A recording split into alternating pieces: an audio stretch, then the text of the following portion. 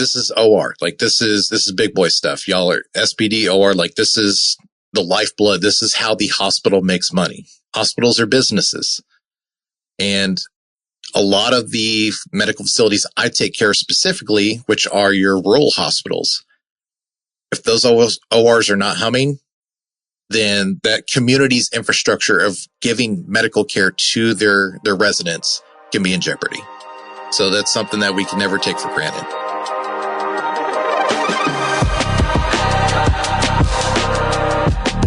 Rising above the buzz of ultrasonic cleaners and the clanking of stainless steel are the ideas and voices that are changing an industry.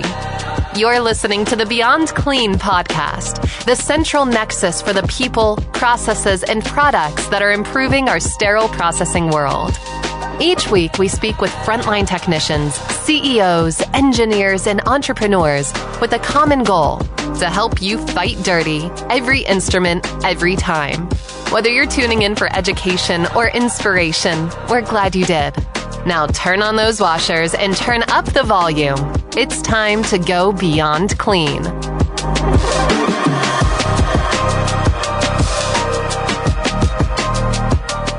What's up, Sterile Processing Universe? My name's Hank Balch, and I'm in studio today with... I'm Bobby Parker. And today we're talking to Chase Torres, the founder and host of the Bearded Biomed channel, podcast, resource, movement within Biomed, also the author of a children's book on Biomed. We're going to be talking about all kinds of awesome topics, Bobby. I promise. I don't care if you've ever even met your Biomed team in sterile processing, you're going to want to listen to this interview. Doubling down on the promises today, Hank. I think we always say it's going to be a good episode. You know, that's right. Well, you know, buzzes, beeps, Biomed magic. I think you titled it. I'm a bit of a techie nerd and a gearhead, like repairing my own car and all that kind of stuff. And so I think I've got a soft spot in my heart for Biomed, doing the safety checks on the equipment, making repairs. So yeah, I'm interested to learn from Chase. I can't say that I've spent a ton of time around equipment in the OR, so I'm sure he's got a lot to teach us. So yeah, looking forward to the interview. All right. Well, you tell me at the end of this interview if I fulfilled my promise or if Chase fulfilled the promise for me. But I'm going to make it wait just one more moment. We'll be right back after a short break with Chase Torres.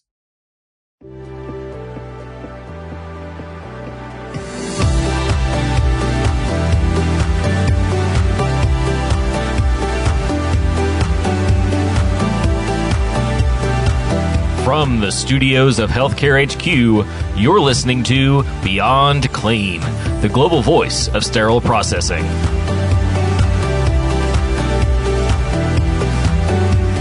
All right, Sterile Processing Universe, we are in studio now with none other than the Bearded Biomed himself, founder and host, Chase Torres. No surprise if we're talking about Biomed that you're the guy that we wanted to reach out to, Chase. So welcome to the show today. I appreciate you reaching out. I'm happy to be here. So I know a lot about you because I've been following you for a couple of years. You're on LinkedIn. Obviously, you got a lot of podcast content that's been coming out through the years in the biomed space. But for anyone in our audience who may not know who you are, what your story is, give us a quick thumbnail. So pretty much my journey began in the Army. That's when I enlisted to actually be trained to learn the ropes, and that journey started in Shepherd Air Force Base, which now that school's now in San Antonio, but did 8 years serving as 68 Alpha biomedical equipment technician, transitioned into the civilian sector in 2017, and have been a third-party ISO field service technician in the Dallas-Fort Worth area with the same company since that time. Started as a Tech 3 with them, and now am the area branch manager for Dallas-Fort Worth. So moving on up slowly.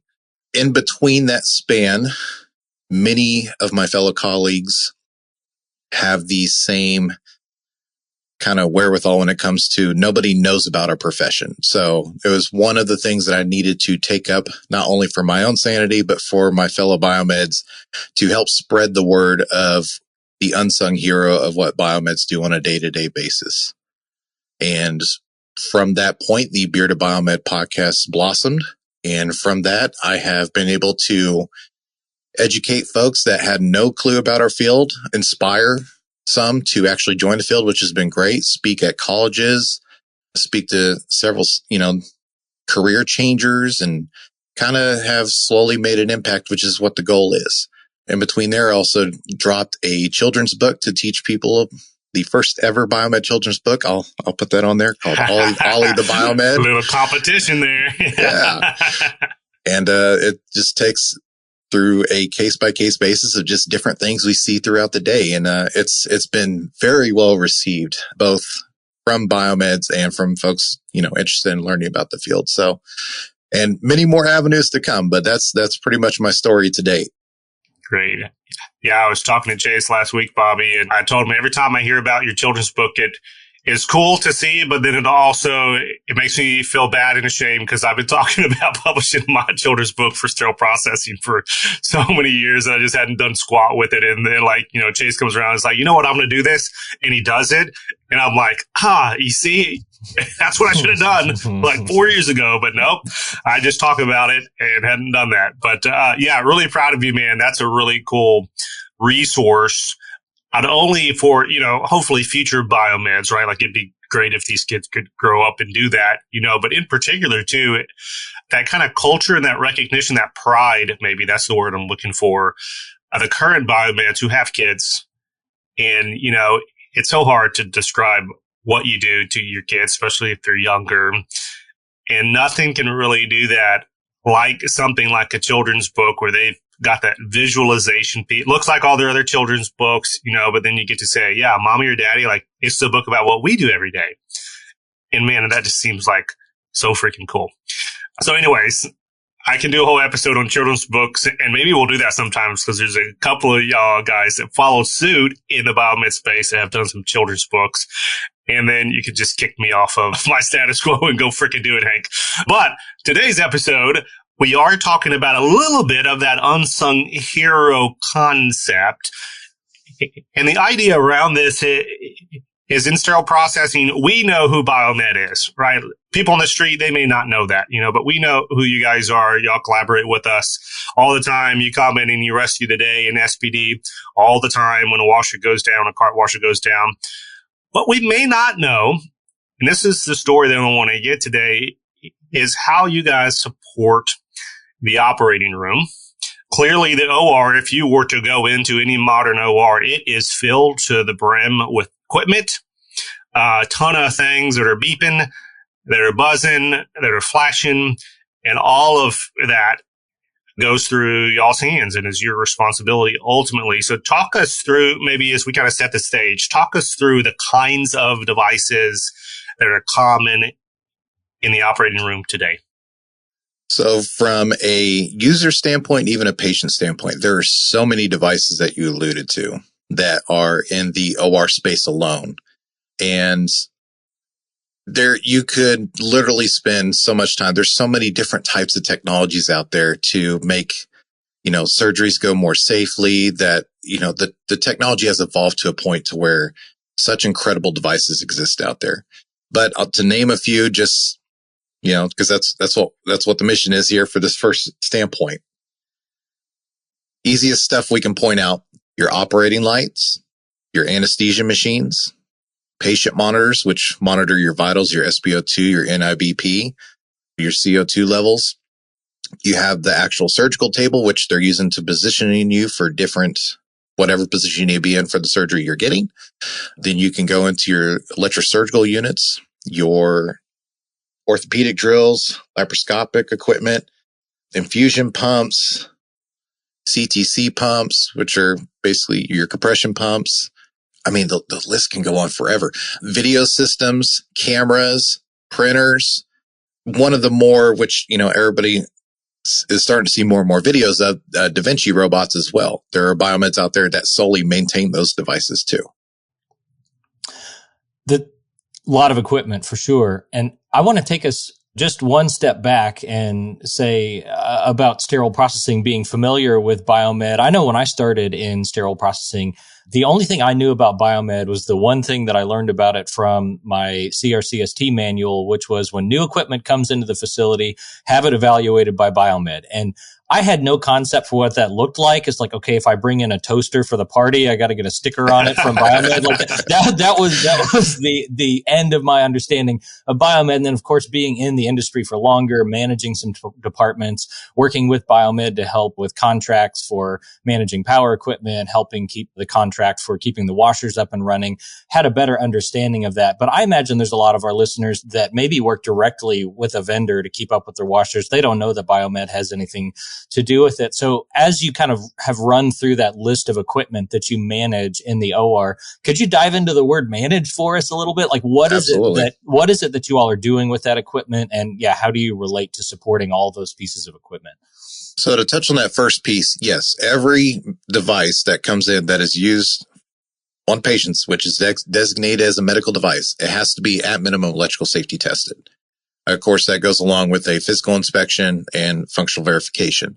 The reason for this is, as we know, during transit, all kinds of things can happen. A device gets shipped, transported through vehicle, what have you. There's a lot of loaner devices that are used specifically just for that one specific case, and then they're gone. And to ensure patient safety, which is the mantra, it's the mission, it's what we're here for, that at a minimum has to be managed. Now, there's a lot of logistical management that happens with that, because not only are you coordinating with the end user, your OR folks, you also have to coordinate with your materials management, because they're the ones usually getting it brought in, or if they're the ones coordinating the reps most of the time as well, if not, your OR folks.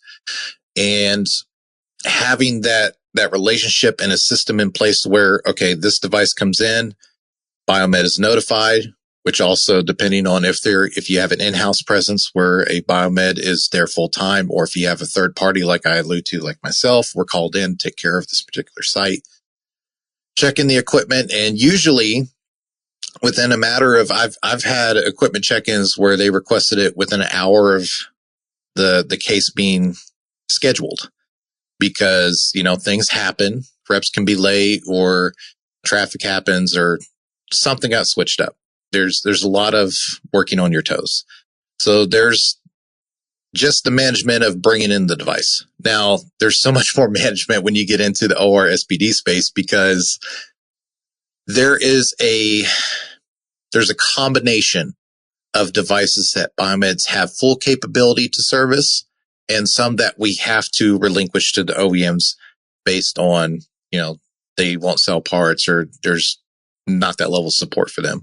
So coordination of sending stuff out for repair, also making sure that scheduled services like your preventive maintenance inspections, calibration, stuff like that is on sync when they are due to accommodate regulatory compliance. And then you also get into the space as well of, okay, well, I as the Biomed cannot service this. So now it is time for me to put on my vendor management hat and coordinate the RMA to ship out the device, and, working with materials, get all that shipped out and everything there too.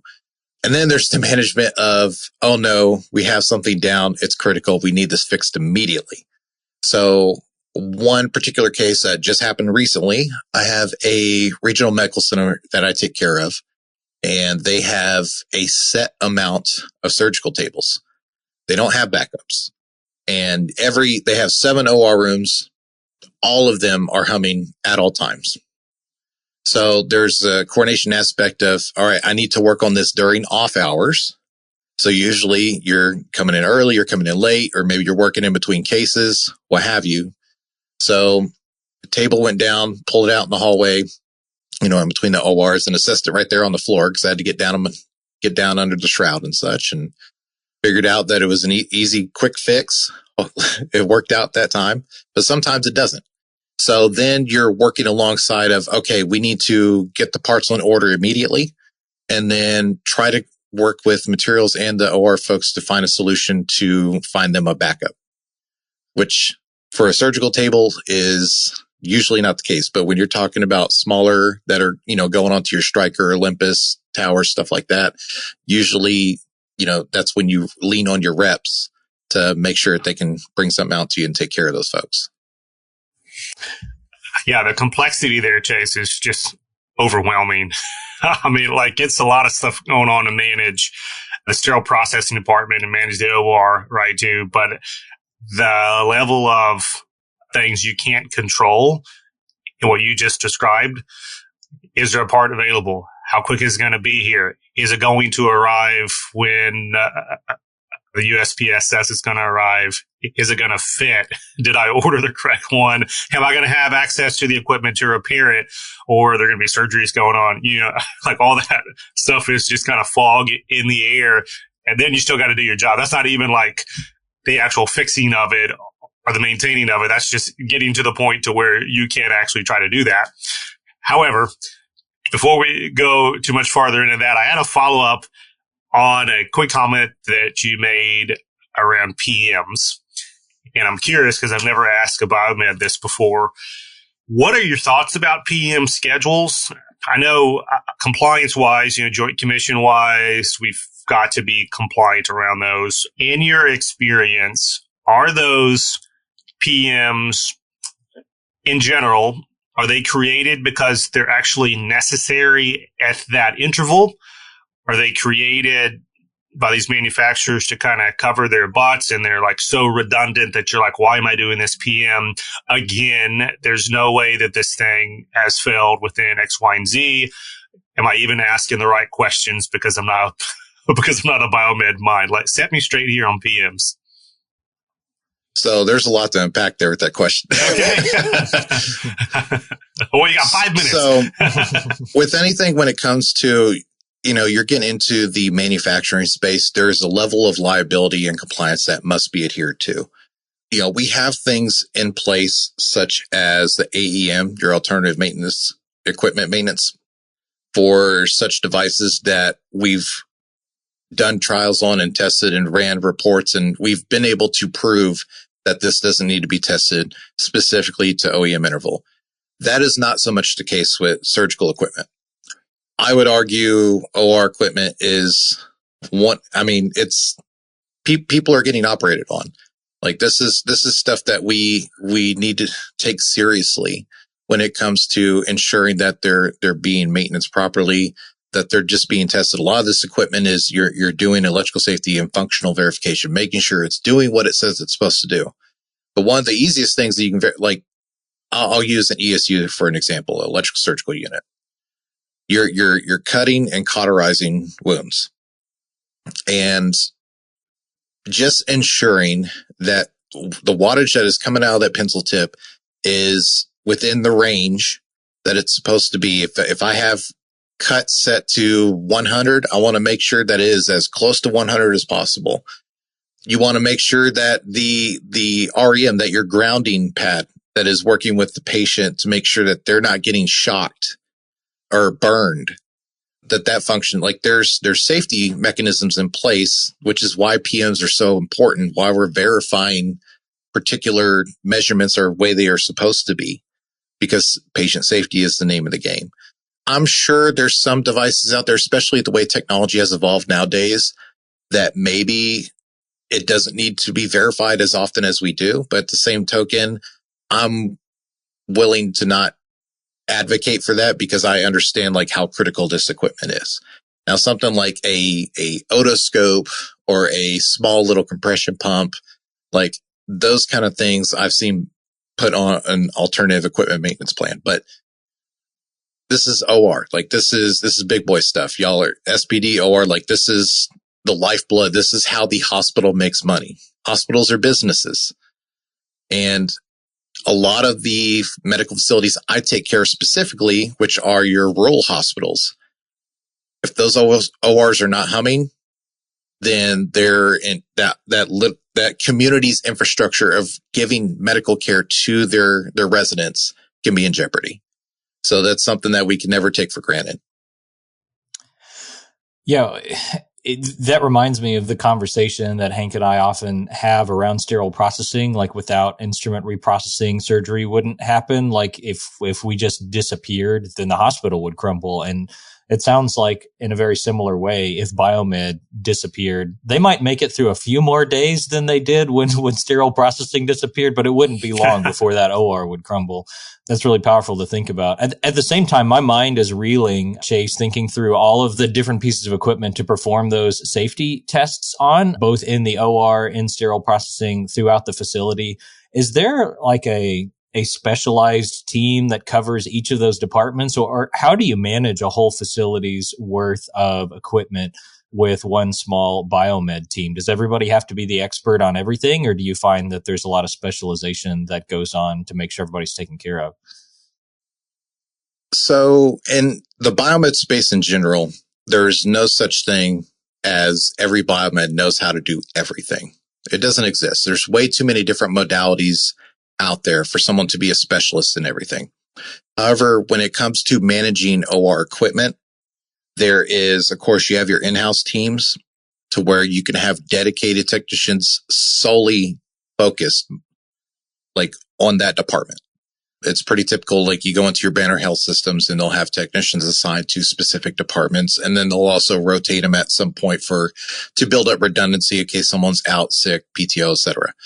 The other aspect of that too is they have facilities out there that maybe you don't have a large enough team and it's just everybody's on the hook for it. The entire department, however many biomeds there are, whoever, calls in from OR, any biomed that's available is taking it down because again, this is critical. It's something that drop of a hat, you got to get out there. And then you got the folks that are in my space, which, we're managing all these different facilities.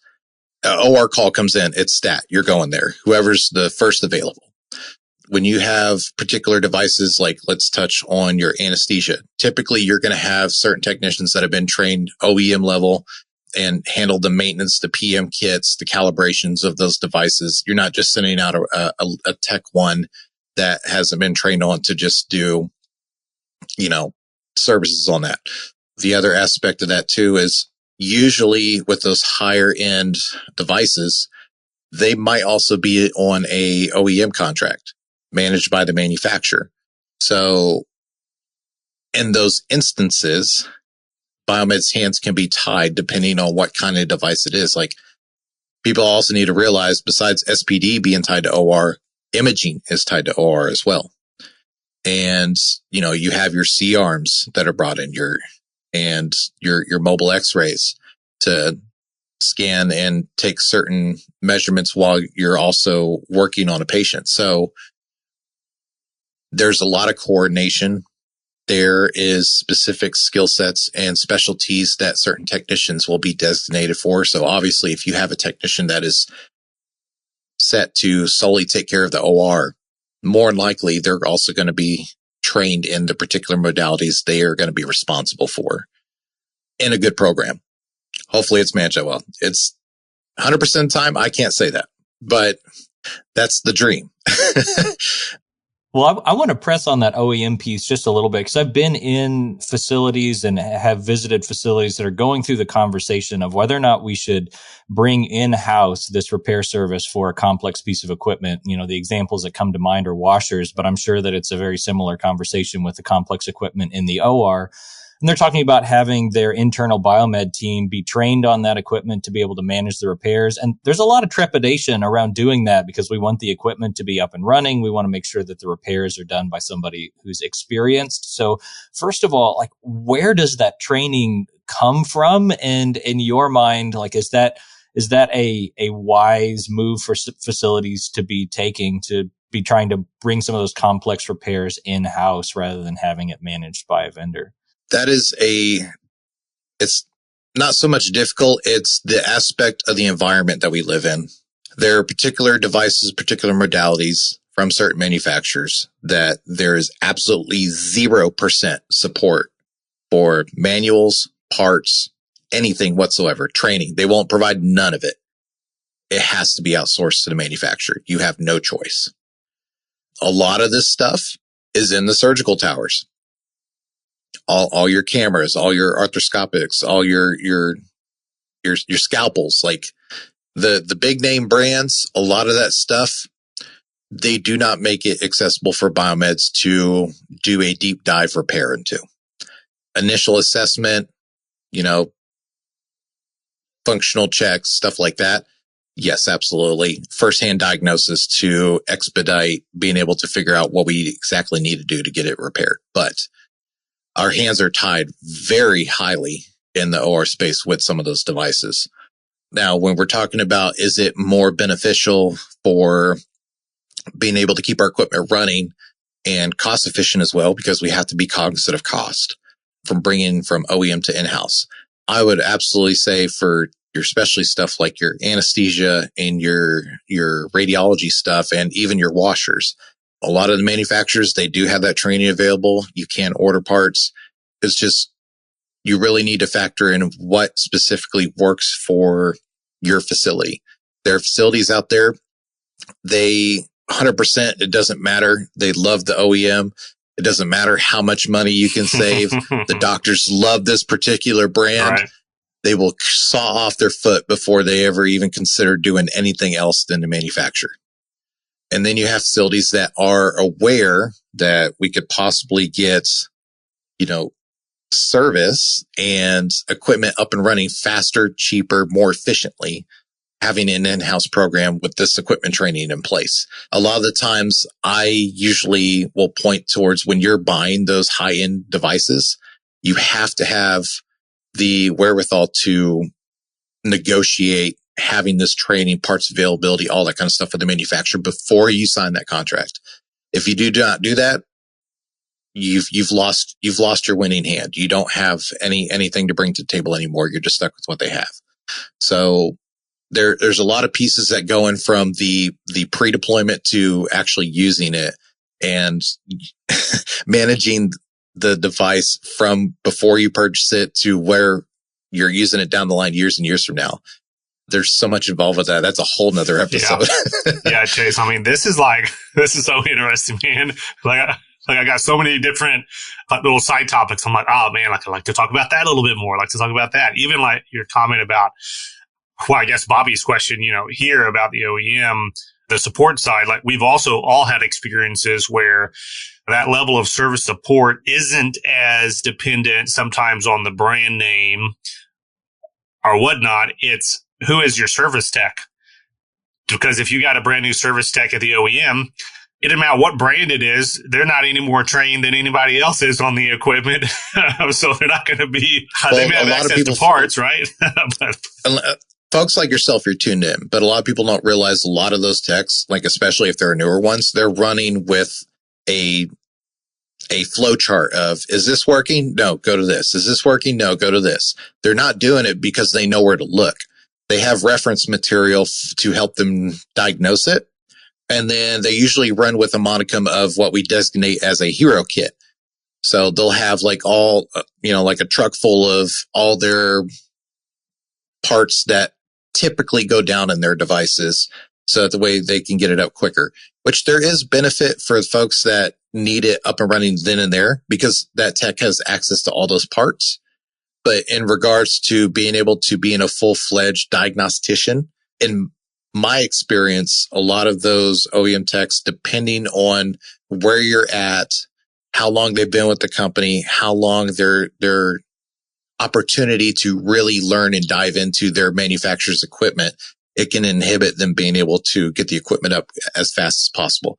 Now, there are some amazing manufacturer technicians out there. They're biomeds too. I don't want to isolate them. Have come out of the clinical side to go work on the OEM side. These folks are biomeds right. too. But there's also the folks that they're not doing the level of service yet that this facility probably needs, and that's not explored. I don't know where this conversation was. Is every manufacturer can cover 100% of the United States? That is not true. A lot of them actually outsource their services to third-party ISO companies because they do not have the bandwidth, the technicians, or the area of scope of service to be able to support every one of their facilities that bought one of these devices. And that's never talked about either because they don't want the general public to know that they're outsourcing the service to other companies to basically put on a brand T-shirt and say, "Hey, I'm here to work on this for so and so." Right. It's like, Johnny, I thought you worked at this other company, but now you got this other polo on today. What's going on? Oh man. Yeah, you're right. We are, you're tempting me. You're tempting me to make this an hour episode and I can't do it. So let me say one more thing about what we were talking about. Then I got to move on to one more question about like mid-surgery breakdowns. Cause obviously that is how we talked about the prep or, the back end. Hey, something broke during surgery. Let's get it fixed before the next surgery. But I do want to spend a couple of minutes here before we wrap talking about, what happens in the middle of the surgery, like what is that emotional experience or response? But before we get there, one more comment too. You're comment about the contract piece, and Bobby and I have been chatting in the background, like massive takeaway with your leverage before you're signing these new purchase contracts to think about the service side of it. Quick call out to our sterile processing listeners, something that I've done in the past that you want to be really sensitive about. If you're getting a new repair contract for your instruments in particular, so like your stainless steel instruments, make sure you have conversations about the experience of the technicians that are going to be deployed at your facility, in your truck, etc.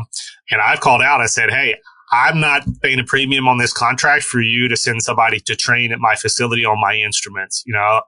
I know they got to train somewhere.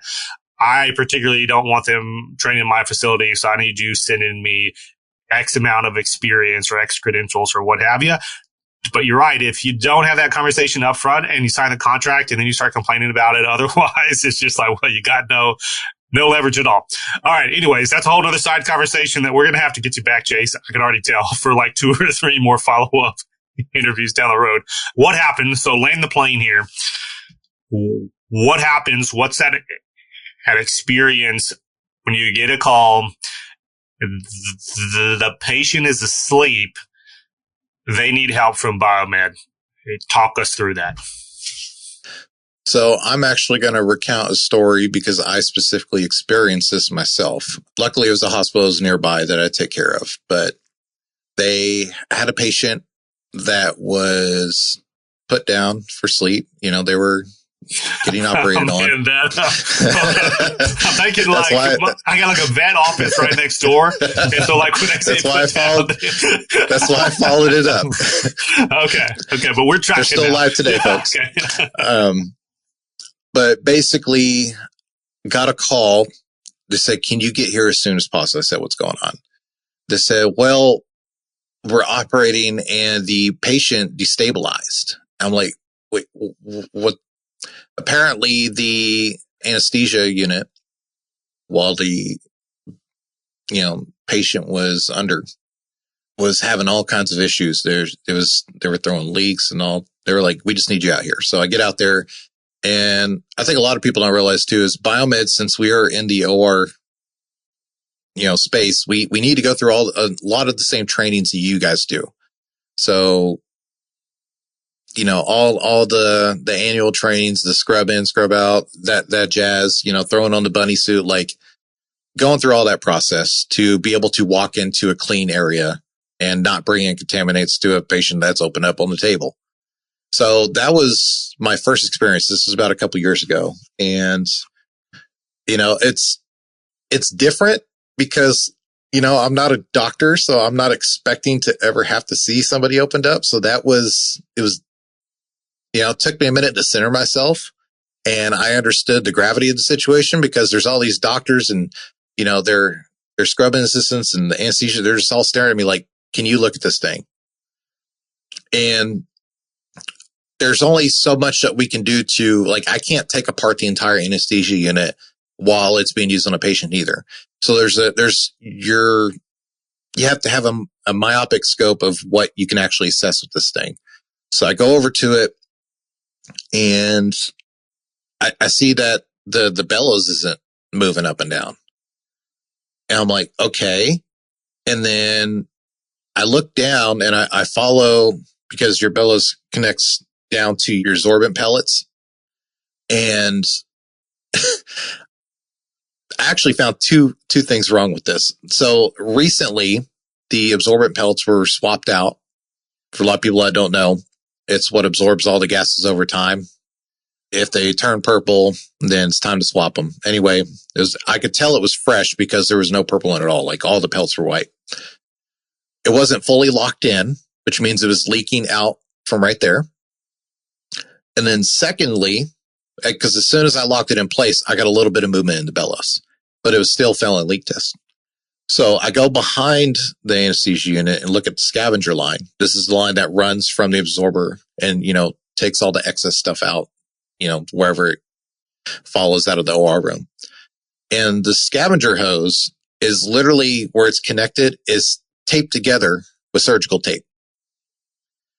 Like to the point to where I'm like, that's a lot of tape. So I start undoing it and there's a massive gash going down the hose. Instead of just replacing that hose, they thought it was better to, do a quick fix, which this had to have happened before the case because, they're not going to do this during the case. So luckily went to a OR room that wasn't currently in use, took the line off of that one, took it over there, got it back up and running. Then they were able to get everything up and running. Luckily, there were quick fixes. But this is one of those things we alluded to at the beginning of the episode, why preventive maintenance inspections are important. But at the same token, they won't catch everything because they can also occur after. Anesthesia units are getting tested semi-annually. Okay, well, you're going to have end users do silly stuff like use surgical tape in between that 6-month span. So, lesson learned, they're like, oh yeah, we should have caught that or what have you. I was just happy it was an easy fix. I could step out there. They were able to continue on, get the patient, buttoned up and on with their life. But it's one of the more like you have to have the correct mindset to be, understand I need to get in here, do everything I possibly can and get the hell out. So the show can continue.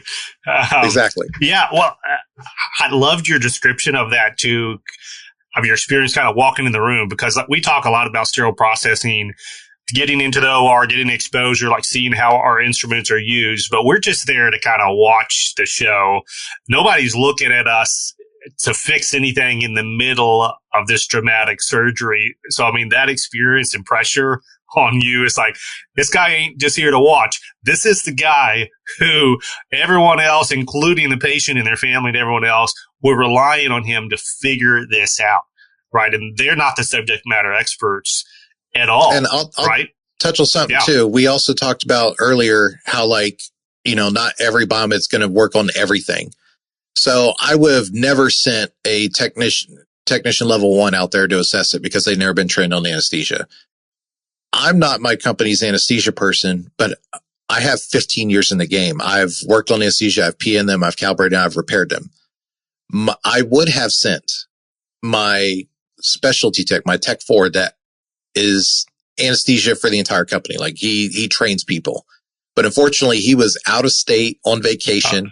Of course. I was the redundancy. That's how that happens. So that's why redundancy is so important to whether you have an in-house team or what have you. You have to have somebody that can get out there and support when these critical downs happen. All right, Chase, I'm going to land it here. You accomplished every goal and more of this episode to give us a little peek. I knew that we were not going to be able to tell the whole Biomed in the OR story today, but man, you touched on a lot of critical conversation, a lot of misconceptions. I think you did a great job giving us that human feel of the Biomed, the emotion, the experience, the trepidation. But then also, hey, this pride in looking around at all this equipment that is critical to your point, and knowing that your team had a part to play in making sure that it was usable when the magic moment came. So like I've alluded to, we're going to get you back in studio. I don't know when, I don't know how soon, but I know we're going to do it because this is too good not to continue talking through all the other implications. In the short term, if people want to get hold of you, if they want to listen to your podcast, what's the best way for them to track you down? So Bearded Biomed is available both audio and video. So Spotify, Apple Podcasts, and YouTube. If you want to reach out to me for specific questions, you can find me on LinkedIn as well. My actual / Bearded Biomed is the LinkedIn. and of course, Facebook, Instagram, all that kind of jazz. If you want to learn more about the show and just other projects I have going on too, just www.beardedbiomed.com. And if you're interested in Ollie the Biomed, it is available for sale pretty much anywhere. You just search it on Google and you can buy it on Amazon, Barnes & Noble, etc. So that's pretty much where you can find me. I'm here to provide answers and solutions any way I can. All right. Yeah. And we'll put links to the book, to the website, and we'll try to tag you on LinkedIn, obviously, where the episode comes out. But yeah, Chase, thank you so much for your time today. And we'll talk to you here soon. Been a pleasure. May the beard be with you.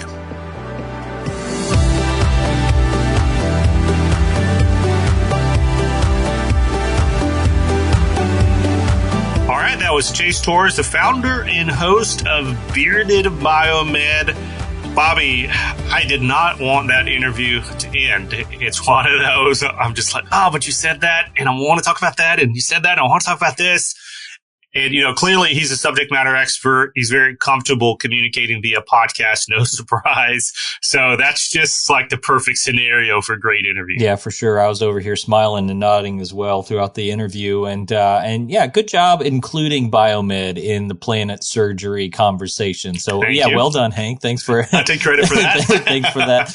It is an interesting avenue of career path for this weird clinical world that everybody in sterile processing finds themselves cornered into. Very few of us find SPD on purpose, but it opens up so many doors. And even just talking with Chase reminded me of the handful of technicians that I've had the pleasure of leading who moved in their career into Biomed. The facility trained them on video towers, and they managed all the scopes and video towers in the OR as Biomed employees, right? A lot of facilities outsource that to the vendor who maybe supplies their video equipment, but we were doing in-house Biomed, and some SPD folks ended up taking that role. So just another neat avenue of taking care of patients with this weird little world of device reprocessing we call SPD.